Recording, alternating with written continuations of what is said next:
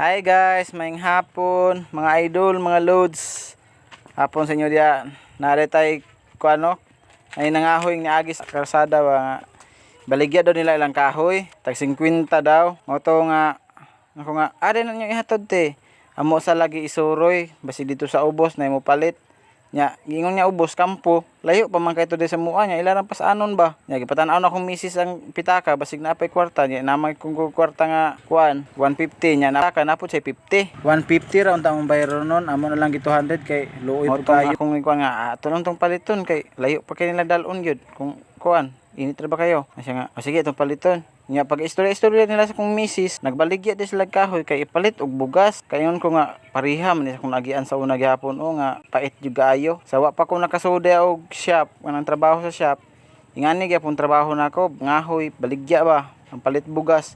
Munang na santok sa kong una nga papaliton ta na kapoy pud biya kayo.